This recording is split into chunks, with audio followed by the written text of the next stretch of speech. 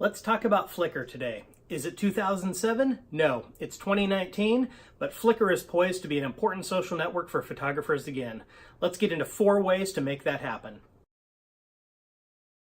I'm Aaron from techphotoguy.com. Please subscribe to my channel so that you'll get all my latest updates, and let's talk about Flickr today because it's making a comeback and it's going to be a big deal for photographers in 2019 and beyond. Flickr was really popular 10 years ago, 2005, 2006, 2008, 2009. But what happened is Yahoo neglected it and photographers moved on to other social networks such as Facebook and Instagram. But what we're finding is that those broader social networks aren't all they're cracked up to be, especially when it comes for photographers and people who are looking to show off their work in a great fashion without a lot of cruft around it. Let's talk about the 4 things I think you should do to get back into Flickr as a photographer, whether you were there originally or whether you're just starting out. The first thing that you'll want to do to get back into Flickr is start sharing your work on Flickr, which sounds super obvious, but it's what I feel that you need to do. Don't spend forever fretting about all the other things. Start sharing a few images up on the social network. Number 2, get your metadata in order. Flickr is one of those rare places online that actually let you share your metadata in a meaningful way with people viewing your photography. This includes things like geolocations, tags on your images or keywords. Optionally, you can include all your camera and EXIF information, and people will be able to see what you were using to make your images. If you have all that information on your photos as you upload them to Flickr, that information will display along with your photos. And that's one of the strengths of Flickr as a community for photographers, is that a lot of people are willing to share this information and it helps everybody out. Number 3, if you're going to be serious on Flickr, is to go pro. No, not that kind of go pro. Go pro by getting a Flickr Pro account. It's about $50 a year, although you can often find a coupon to save a few dollars on that.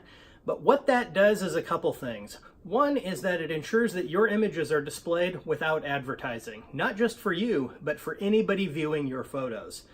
And I feel like if you're trying to share your photos off in a way that everybody's going to appreciate, they're going to like not seeing your images with advertising around them.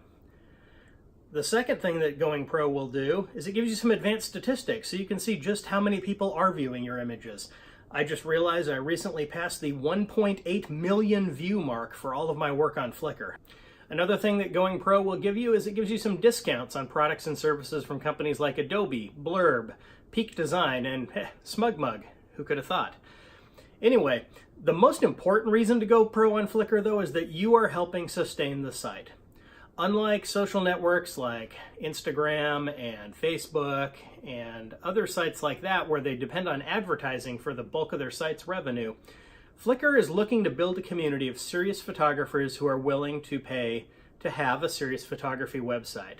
And by supporting Flickr by going pro, you help ensure that that's going to be sustainable in the long run. If we depend on advertising, we end up right where we're at with all the other social networks. And I don't think we want to be there. All right, let's talk about the 4th aspect to going serious with Flickr, and that is Flickr Groups. The groups and community aspect of Flickr was one of its strengths when we go back to the heyday of Flickr, and I feel like this is what can help bring it back to life. Now, what you'll find as you start exploring Flickr is that a lot of the groups that were once strong have maybe faded out, but what you'll also find is that there's new ones taking their place. For example, I live in the Portland area, and there was a Portland community that used to be really active. We had a lot of meetups and things like that, and it's faded out.